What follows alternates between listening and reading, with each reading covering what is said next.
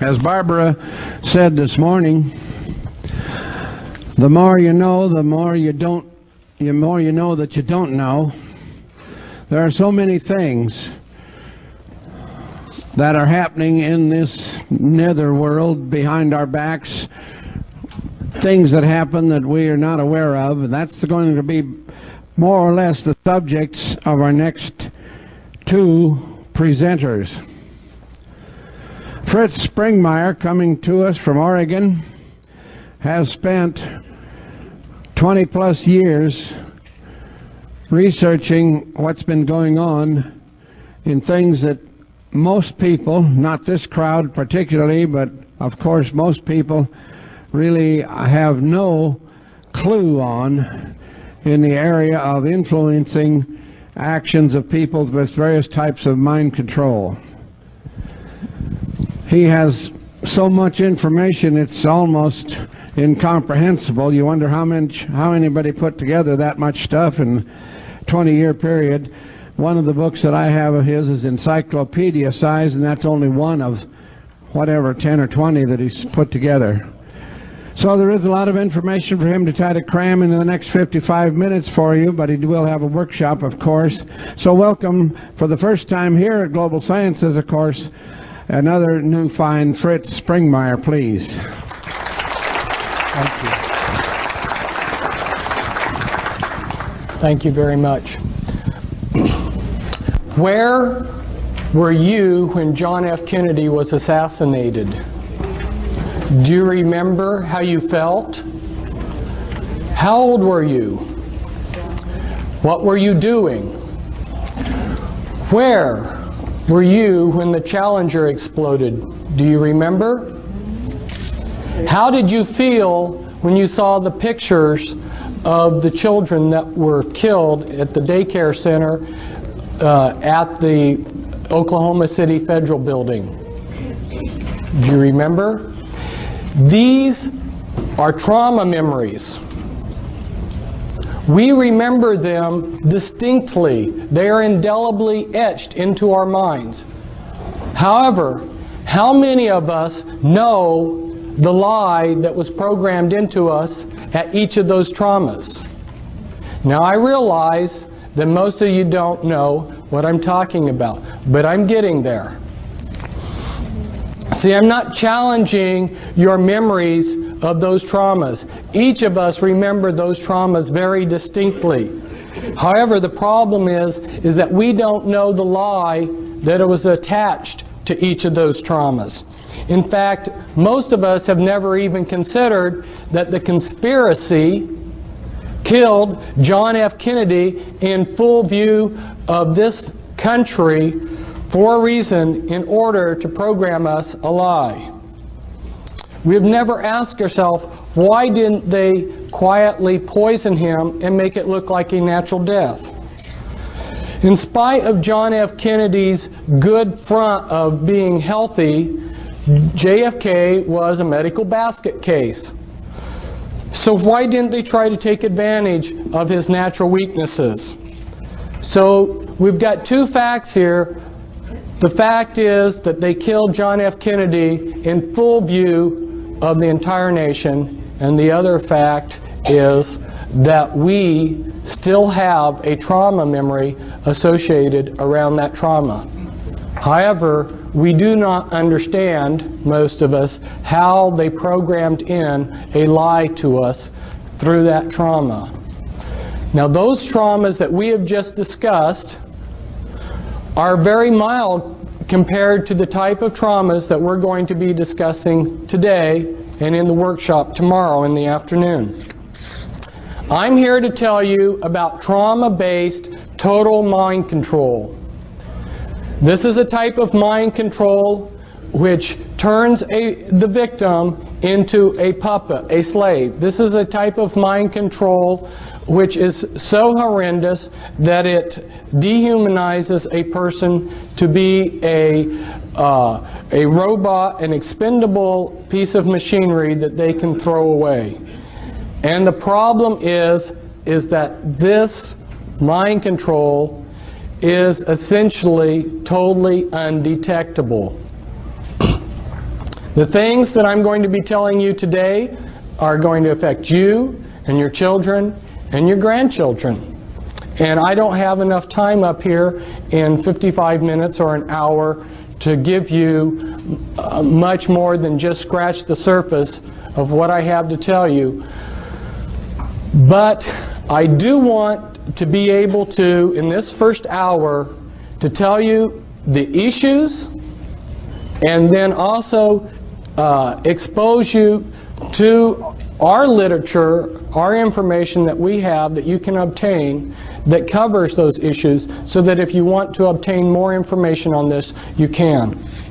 Today I'm going to give you some important keys to some of the important mysteries in your life. Everyone loves a treasure hunt. Today you've hit the mother lode. This mind control pertains to many of the things in our life. Why are so many people being abducted by UFOs? Why do things keep going wrong in our government? Who is running the world? How do we protect ourselves from someone who's an intelligent agent of the New World Order? How do we protect ourselves from deception?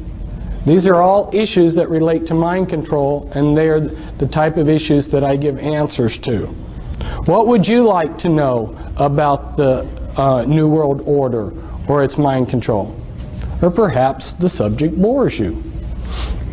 If you don't know where you're going, how will you know when you get there?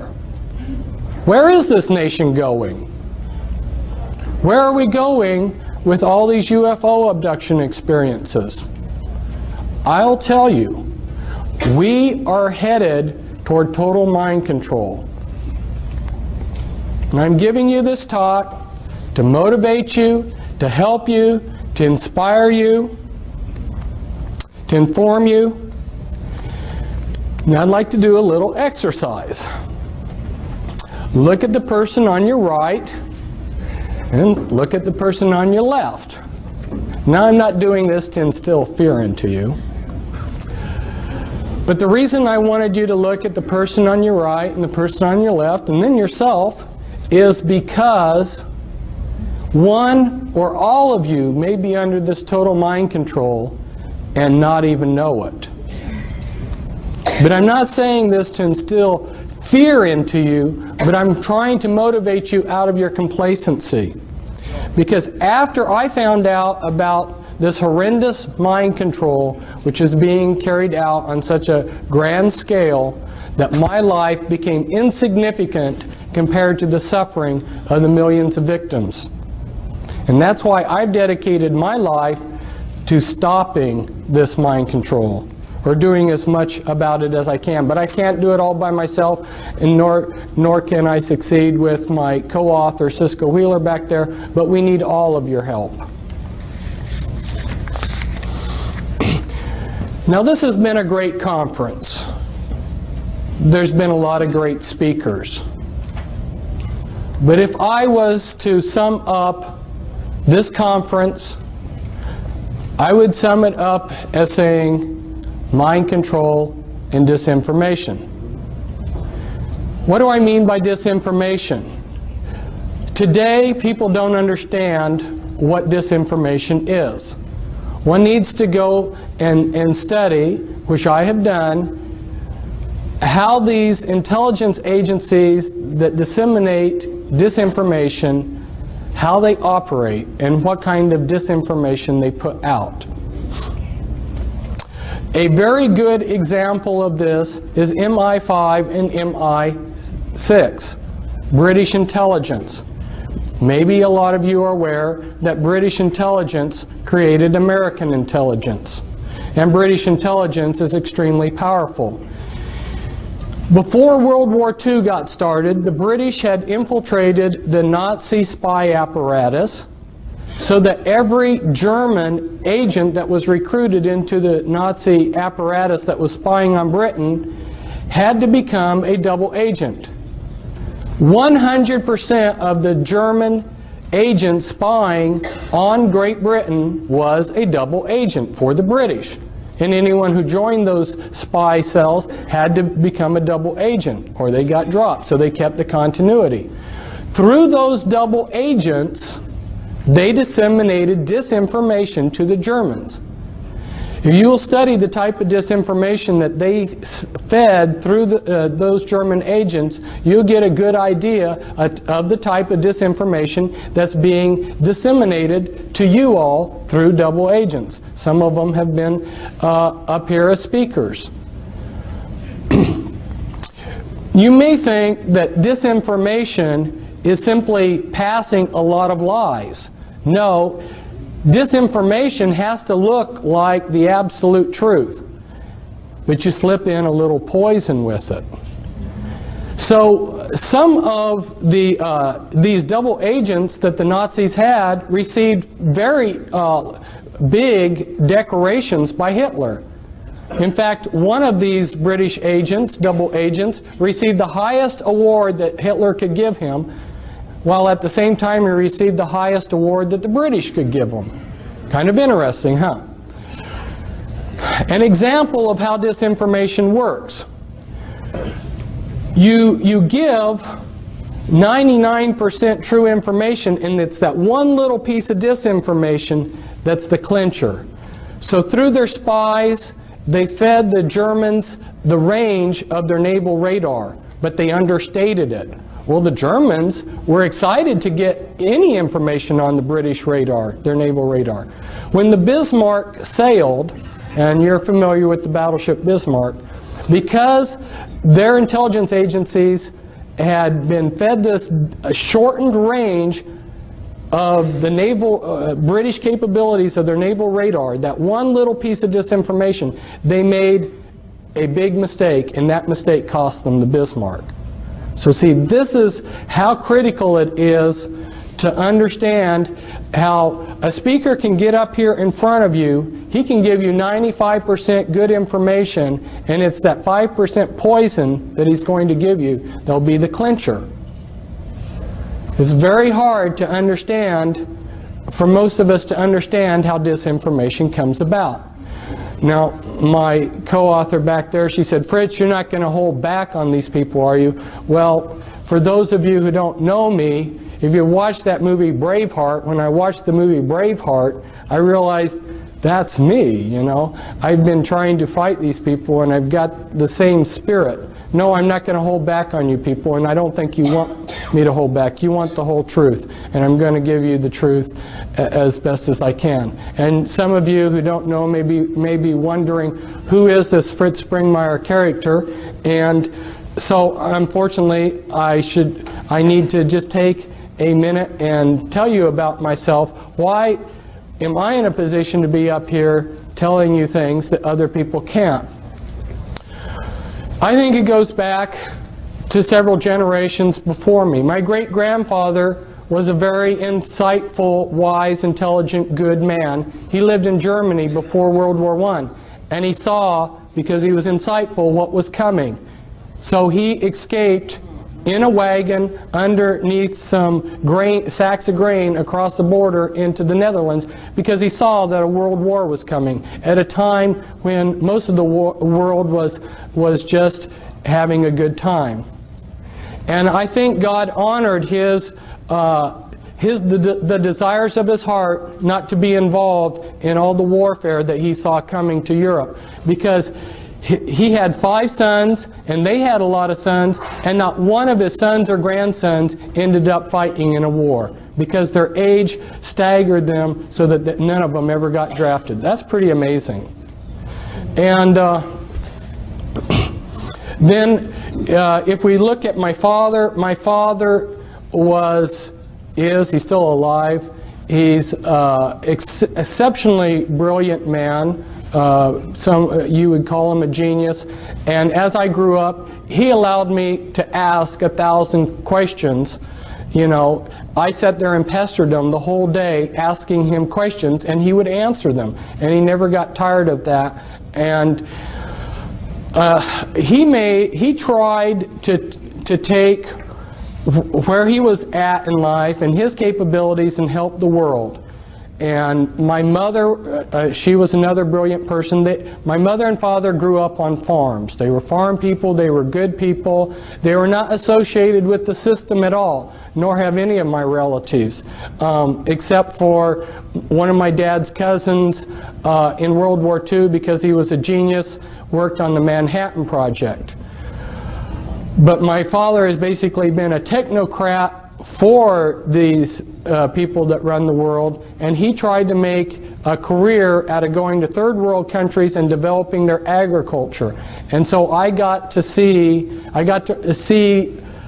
some of the movers and shakers of the world, and I also got to see how the people, as David Adair called them, you know, these bureaucrats, how they treated the technocrats that worked underneath them. My father was sent by the U.S. State Department aid program to Nepal when I was a child to develop the Nepalese agriculture.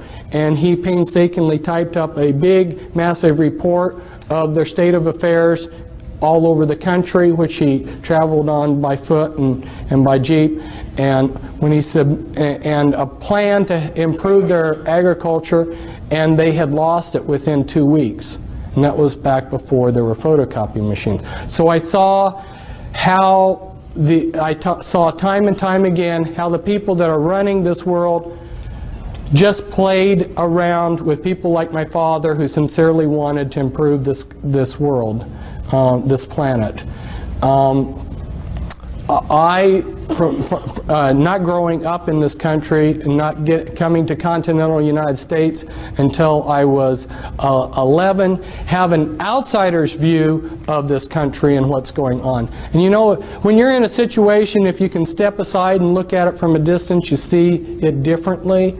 And so there's a lot of things that I see about this country that maybe other people can't, because I have been in 33 countries, and I've been a world traveler, and I see things from a different perspective. Plus, when I was in Nepal, we didn't have television. I spent a lot of my idle time reading Encyclopedia Britannica.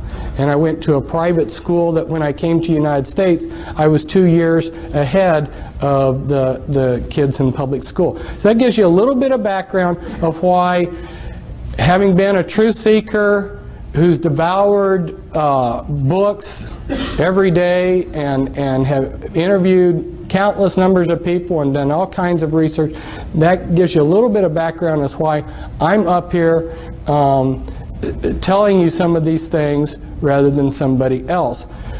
What I've seen at this conference so far, there's been a lot of things that pertained to my research on mind control.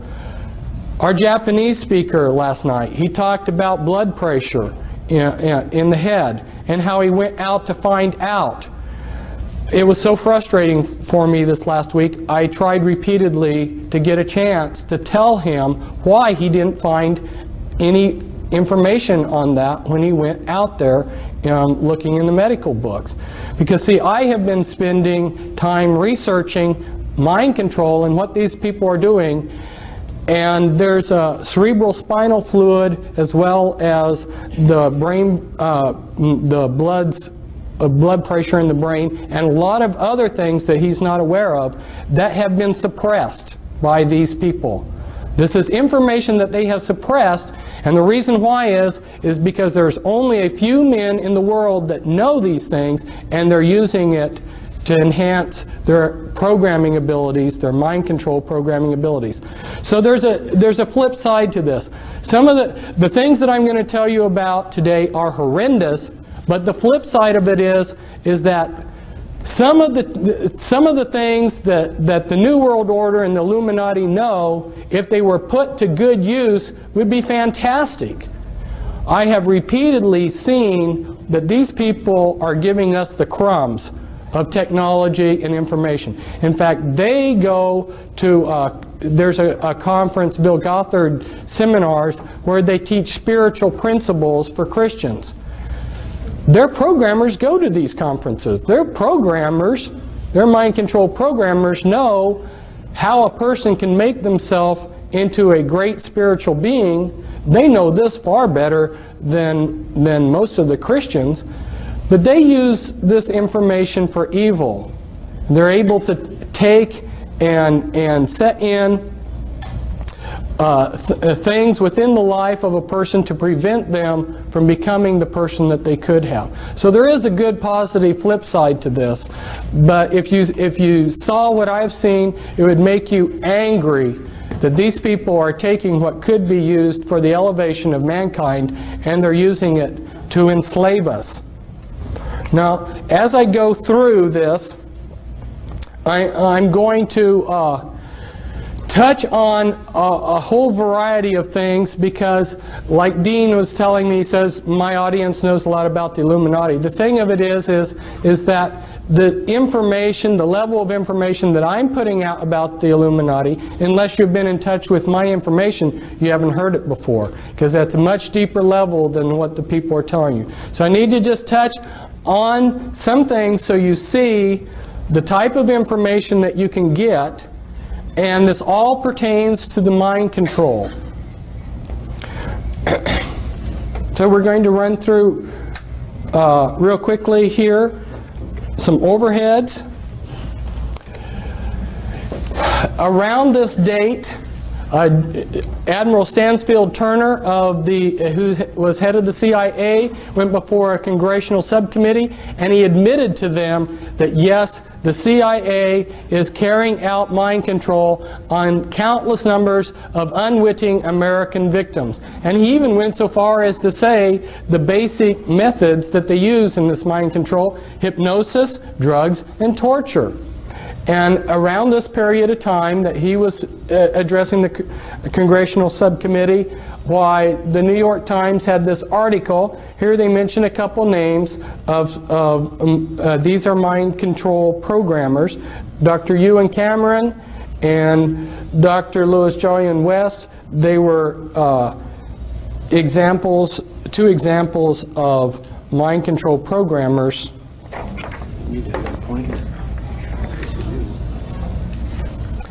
If we go back in history,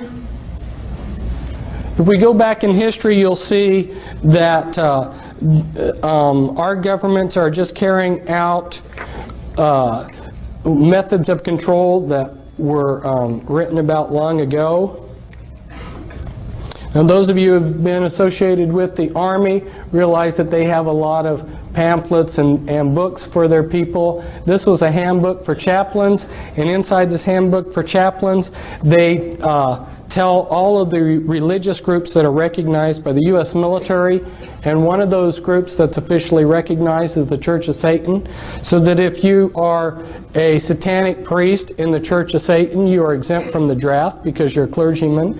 And Anton LaVey happens to be one of the mind control programmers that I have been exposing, and you'll see a picture of one of his slaves in here. In this book, in this handbook for chaplains, they will tell you that there are 3 degrees within witchcraft, and that is correct. Those first 3 degrees make up the anarchy level of the Illuminati, and then you have a hierarchy level within the Illuminati. Last summer, I went out on speaking circuit of 14 major U.S. cities, and there was a tape made, a professionally made tape in a television studio where I explain charts like this, explain a lot. So I strongly recommend that you get that videotape because it gives an excellent overview of a lot of things. But for instance, you'll have this diagram explained, and I go into the top 13 Illuminati bloodlines in that tape. I also have a book. This comes from a book, The Top 13 Illuminati Bloodlines. This pertains to the mind control because these bloodlines learned about these mind control techniques many centuries ago. These are the movers and shakers of the world. And for instance, the Rothschilds, their secret genealogy traces back and this is inside information. You're not going to learn this reading a book. This is inside information. Their genealogies go back to Nimrod. So these are some very powerful bloodlines, and they have learned a lot of techniques for controlling long ago. And when you learn who the bloodlines are, it totally changes your view of history. Now, for instance, Grant and my co-author back there, Cisco, who I brought out of the Illuminati, her father was a programmer, and parts of her were used for programming. Her great uncle, her dad's uncle, was the head of the U.S. military during the Vietnam War, General Earl Grant Wheeler, and he was a descendant from Hiram Ulysses Grant, and Ulysses Grant was of the Collins bloodline and of the Delano family bloodline. Two very powerful bloodlines, and you may have thought that he was just a common ordinary person. So to understand what's going on, you really need to understand these bloodlines, and that's why I encourage you to get the book that we have back there, the Volume 1 book, the Top 13 Illuminati Bloodlines. These are just some representatives of those bloodlines. And these are Illuminati members that I'm showing you here that are representatives of the different bloodlines.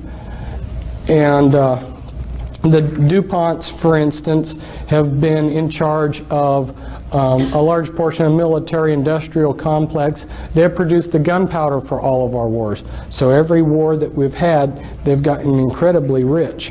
They also are into a lot of the chemicals. Every day you use chemicals that came out of DuPont factories. The Freeman family and Gaylord Freeman, head of the Priory of Zion, and this is the Kennedys. Here we see JFK at the Great Pyramid. It seems like a lot of these Illuminati types have made a pilgrimage to the Great Pyramid. And here's Anton LaVey. See if I can get him up a little bit so that the camera can see a little bit. This is Anton LaVey with one of the members of his church, Sammy Davis Jr. Sammy Davis Jr. was part of Rat Pack, which were working with the intelligence agencies and were Satanists. And one of his slaves, James Mansfield, is there kneeling down before Anton LaVey in a satanic ritual. And here was the first presidential model sexual slave that they allowed the public to see. This is Marilyn Monroe. She was, both James Mansfield and Marilyn Monroe had sexual relations with John F. Kennedy. And here I believe that you can see her switching personalities. When I start talking to you more about how the mind control is done, you'll understand what I mean by switching personalities, because they create programmed multiples where they get a Dr. Jekyll, Mr. Hyde effect. And here's, this is Winthrop, who's said to have the largest porn collection in the world. And the mind control slavery relates to the porn, the type of porn that they do too. This is Guy de Rothschild, very powerful man. His bloodline will have the Antichrist, and that's his son, David. And here's the Russell family, and represents the Russell family. And here you see Bill Clinton. This is a hypnotic induction for a mind-controlled slave. He hypnotically inducts them. And then you have William Huntington Russell and Samuel Russell, which tie back into your slave trade.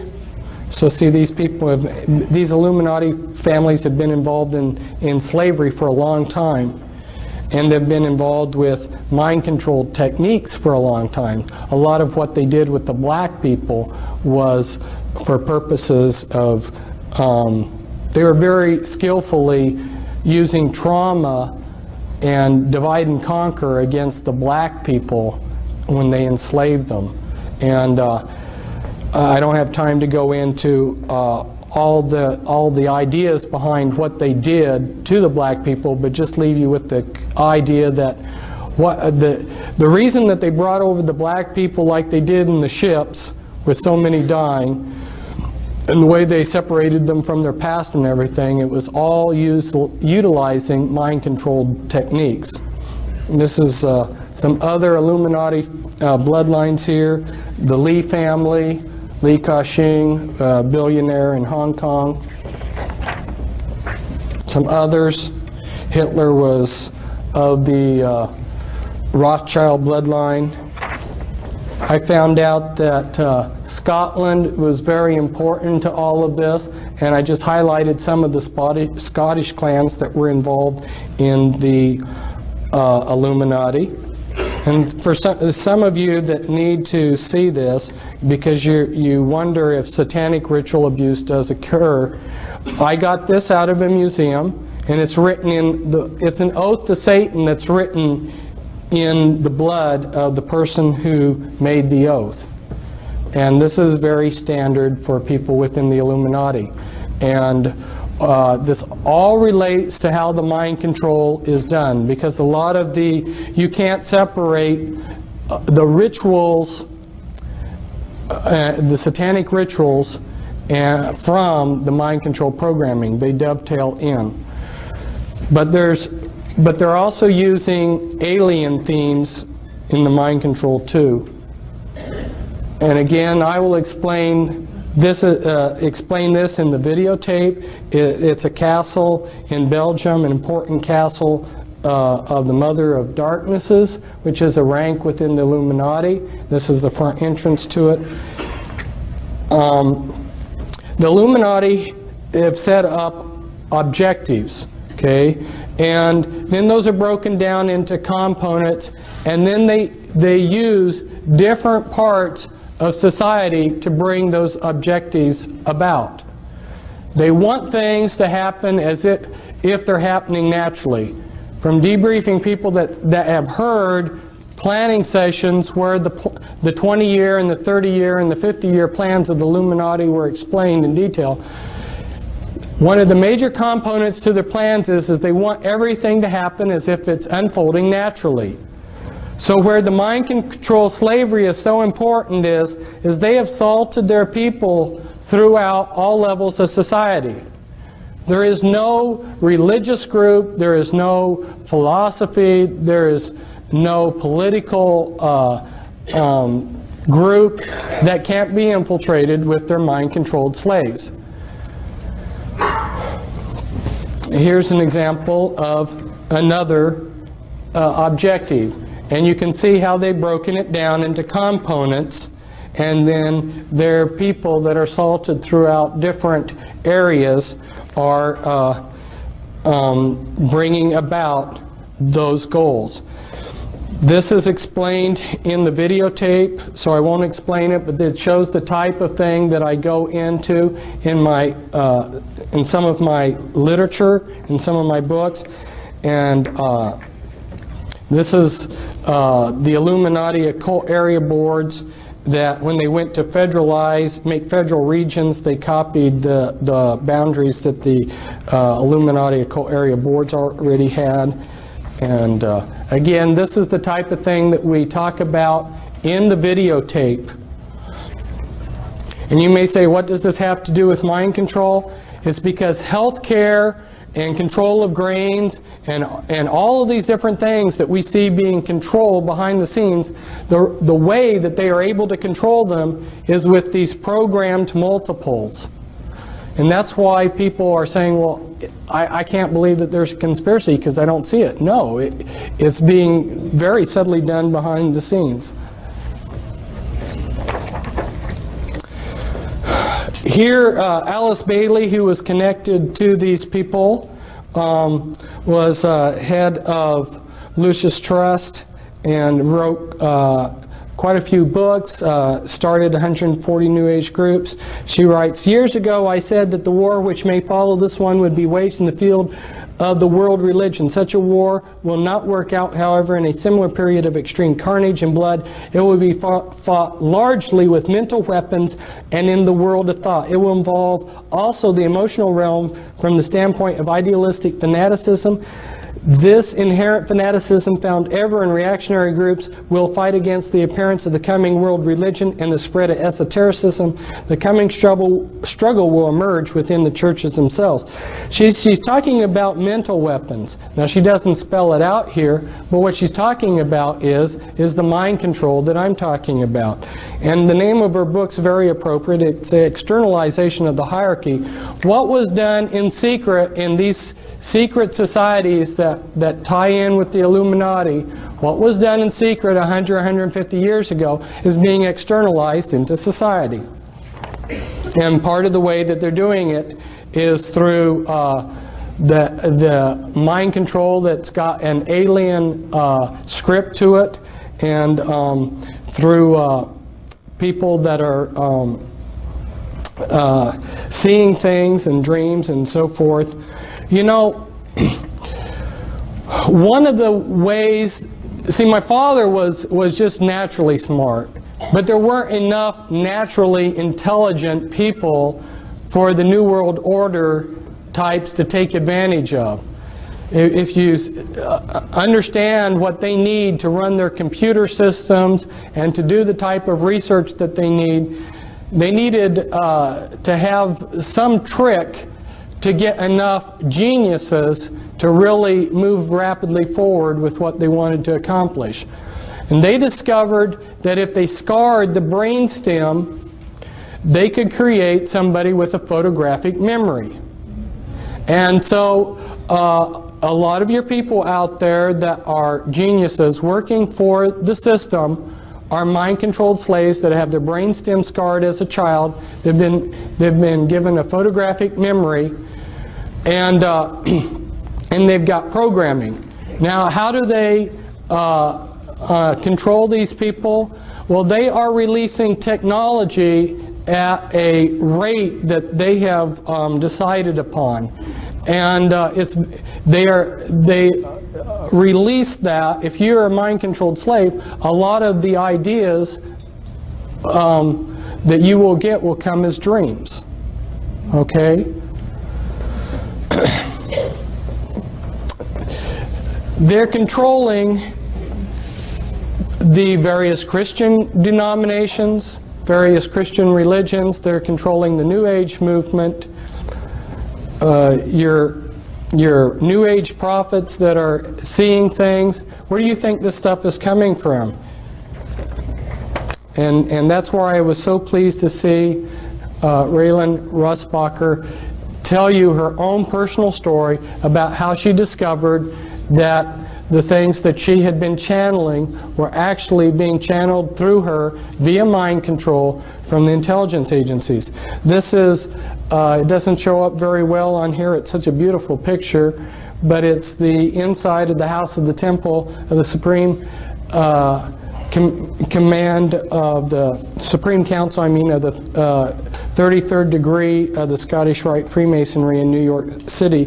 The House of the Temple here, one site for programming, one place for the Grand Druid Council to meet in a room there. Here I'm at a programming site. And this is the Presidio, and this is real near the Presidio, the Palace of Fine Arts, and where Illuminati have done rituals. Here's some more pictures from the area. You'll notice that the 6th Army has the satanic hexagram within a circle with the anarchy, satanic anarchy A inside of it, and a lot of their staff are Satanists.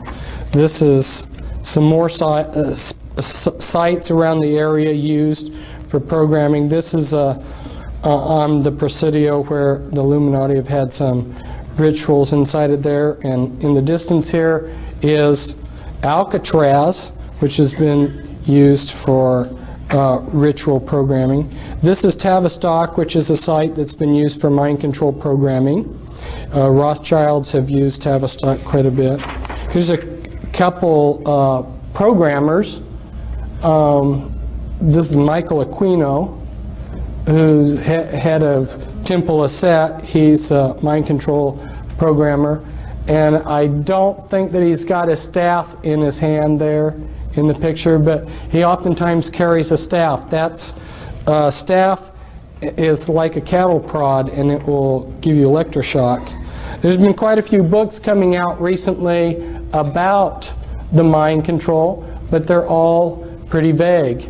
So I encourage you to get the Volume 2 book that we have, and the title to it's the Illuminati Formula Used to Create an Undetectable Total Mind-Controlled Slave. Now, how are they doing this? Well, they're using natural things, natural functions of the brain. Some of you have probably been driving along the road and you've been talking to your wife and just driven automatically. See, the mind can work in two different things. What you're doing is you're hypnotically trancing out on your driving. Maybe some of you have been driving and you went from point A to B and don't even remember driving. You just put yourself into self-hypnosis. There's different altered states that the mind can go into, and they're very familiar with these. The mind also has the ability to disassociate. You know, if you say, some people, if they say something that's wrong, and then you try to correct them later on, they say, well, no, I didn't say that. Their mind has to disassociate. Or you go on a trip and you remember the good things but forget the bad things. Okay, this is disassociation. The mind has a natural ability. Now let's say that you're a soldier in a war, and this has been going on for thousands of years to soldiers in wars. Let's say your buddy, for instance, has his arm blown off and his guts are blown out, and it's a horrible sight. The mind protects itself, and if you look at it on a timeline, and at this point in time is that trauma, if the trauma is severe enough, what the mind does to protect itself, it builds amnesia walls around that trauma. Well, the Illuminati learned this long time ago, and so what they do is they compartmentalize the mind. They take a small child and they just traumatize the heck out of it and split the mind and build all these amnesia walls between all these traumas. The worse the trauma, the better, because the better the trauma wall. So the most horrendous traumas you can possibly imagine are the ones that they want to use. When you've splintered the mind up into many pieces of disassociated pieces, then you can go in and pull that piece up to the front of the mind, and you can construct out of that piece of memory whatever you want out of it. And you remember that some people have said that the human mind is like a huge computer, and if you got all the computers of the world together, in some ways your mind would excel. You would be all of the computers in the world. You've got a fantastic computer here. Well, you know how a computer can section off memory. You know, when you turn on your computer, if you need to reboot it, it reboots out of memory that you can't get to. In order to make a functioning computer, the big hurdle that they had to jump over was to be able to create memory that you couldn't access. Well, that's what they're doing with the mind. They're splintering up your memory into thousands of little pieces. My co-author on a couple books on the mind control, her mind was split 30,000 ways. Now, you take those pieces of the mind, yeah, tremendous amount of trauma. Think of the amount of trauma it takes to split the mind and then multiply that times 30,000 times. Tremendous amount of trauma all through these people's lives. So you take that piece and you can make that piece of the mind into anything you want. Now let's say they take one piece and they show up films, and through the programming they make it into a particular personality. Well, what they want to do is they want to make the most perfect front for their slave possible. And so they will test a slave, they will test a victim that they're going to make into a mind-controlled puppet. They'll test them when they're a small child. And I go into the techniques in the book as to how they can test as to what your abilities are. They use EKG tests, and they know how to determine what your abilities are as a small child as to when you would grow up. So they plan out your they plan out your life ahead of time. They say, this one will be a doctor, this one will be a lawyer, this one will be a scientist working on rockets, this one will be this one will be that, okay? And depending on what they're wanting you for will determine the type of programming they give you. So it's very systematic, and because the movers and shakers of the world have all of the resources, basically, they can move these people into whatever field they decide for them, so they become the top of their field. Now, their front personalities are very legitimate, sincere people. They don't know about the Dr. Jekyll, Mr. Hyde effect. Imagine yourself being a Christian minister and horrors of horrors finding out that you've got disassociated parts of yourself that are Satanists, that are satanic, that go to Illuminati rituals. We recently had a minister fly in with his wife. He heard me speaking last summer on my lecture circuit, and when he heard me talk about the Illuminati, he realized there's nobody else that understands the Illuminati or the type of programming I have that can help me. There are very few people out there that understand this. That's why he came to visit us. That's one reason why I needed to talk to your people, Dean, about the Illuminati, is because since we have been here in this conference, there have been a number of people that have come up that have discovered that they have this kind of programming. They've come, they've gotten our material just since we have come to this conference. And there's other people probably that will learn it too. And so it gives people that are victims of this some confidence that there's somebody out there that will understand them when they hear that there's a few people like myself that really understand in depth what the Illuminati is all about. Now, this is comes from a book. I took it from somebody else's book, but this is somebody who's trying to develop artificial intelligence for computers. He's extremely brilliant. He understands the mind perhaps better than anybody, and he's showing the processes of memory and motivation. And I'm just throwing these diagrams up to you to show you that the natural mind is not one monolithic thing, but it's many components. And the Illuminati understand what those components are and how to divide the mind from itself and how to control those processes. For instance, if you electroshock somebody, you destroy their short-term memory for about 24 hours. So every time that Cisco was used for some purpose, let's say she was running drugs for them, or being used as a sexual slave, or whatever they were using her for, on a daily basis practically, they would electroshock her.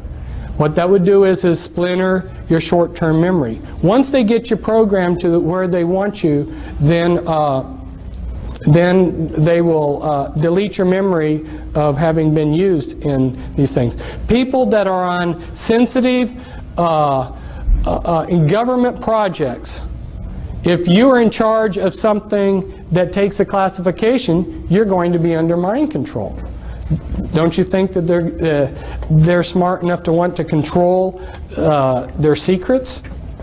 And this was taken at Bethesda, which happens to be a programming center, but it's showing the brain's PT scans of multiples. And you'll see that from when one personality holds the body to another, we've got totally different PT scans. The mind of a multiple personality, and they now call MPD DID, just recently changed that, I think, to throw some confusion into things. But when you look at the PET scans, they're different. If I try to impersonate a different persona while I'm getting PET scans, my brain will look the same. The programming is layered in, and this comes from another one of our books back there. Cisco did amazing drawings where she invited her different alters, her different personalities to work together on putting down on paper what they were seeing, because they had no talk programming.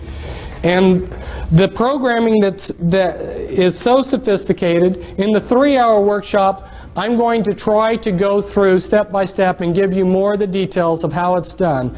And of course, you've got the Volume 2 book, which explains it from A to Z too. But there's so much to talk to you about. I mean, how they're using implants, and on and on and on. And I'd love to tell you everything that I know. But as they go in and splinter a person's mind into thousands of disassociated pieces, they have to put those pieces together in some fashion that's going to be useful to them. So then they're structuring. And as they build the structures, they like to use structures like this. Like this is an infinity type structure, so that the person being programmed, they get a feeling like there's no beginning or no end to the programming. It gives them a hopeless feeling. But the type of sophistication, the level of thinking in this programming is so in-depth. This is when they're doing the structuring. This is the beginning of a chart showing the beginning of some structuring that they're doing. And then when the master, finally, the programmer or the handler finally has finished programming the slave, he will have a 3-ring binder, a laptop computer with pages that look like this. And if he wants to call up a particular altar, he would say, like Brown Levi 2003 11A, Brown Levi 2003 11A, Brown Levi 2003 11A. That right there would be the access code to pull up a particular personality that they would want. And a lot of these personalities will not live in reality. They live in a total science fiction world. They've been dehumanized. Here's how one of Cisco's alters perceived herself. And they use Walt Disney movies for the programming. As you can see, this is from a Walt Disney movie where a doorknob it takes on life. If you showed a Walt Disney movie like this, you're creating the images for them to use hypnotically as they go in and do the behavior modification and hypnosis on that altar. And so this could be used to create a doorknob alter within a person's mind. And as they go through the dehumanizing process, like in Cisco's system of altars, all but the front altars in her had lost their hearts. They did hypnotic surgery where they took out the hearts out of these altars and replaced them with a heart of stone. So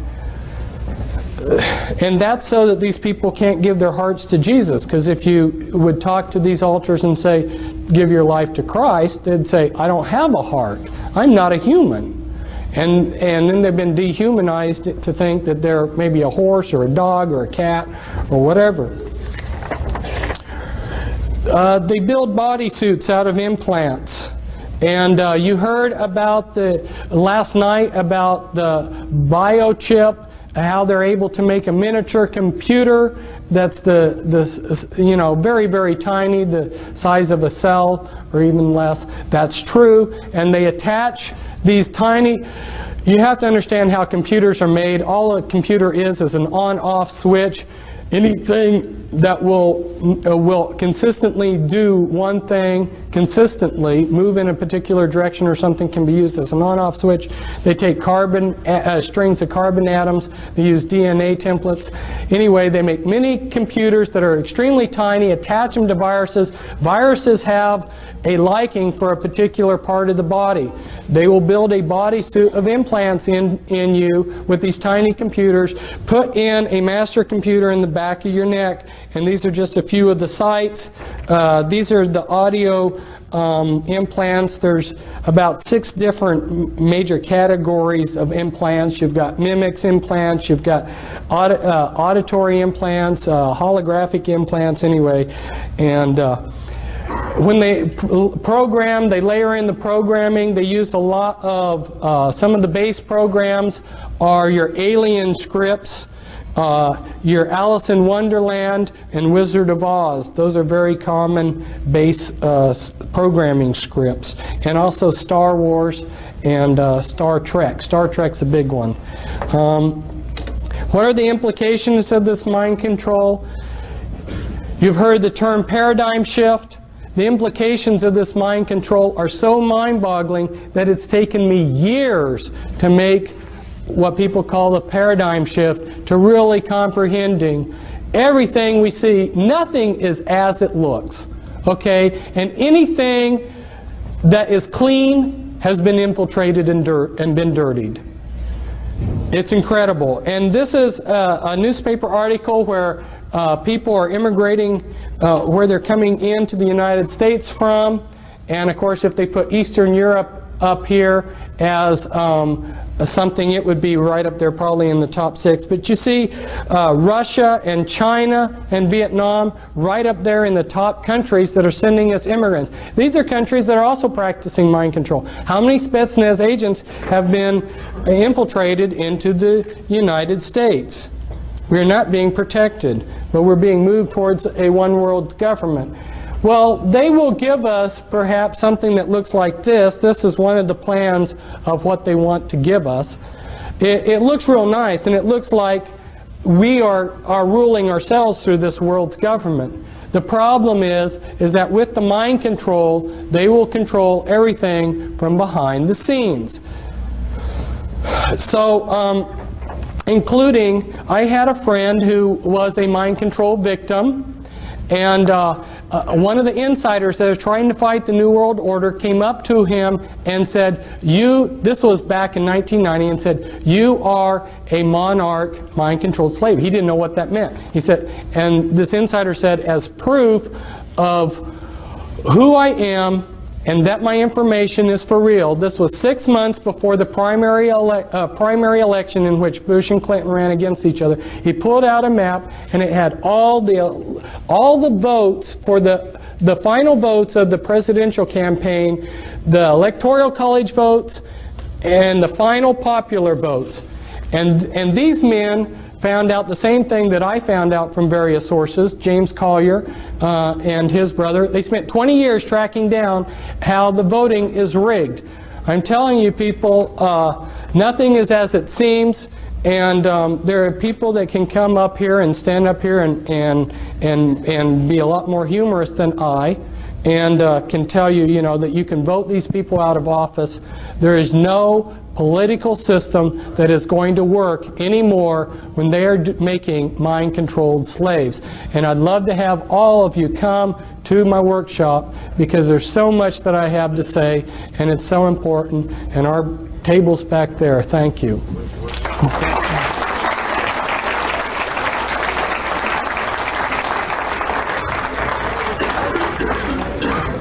Again, thank you very much, Fritz, for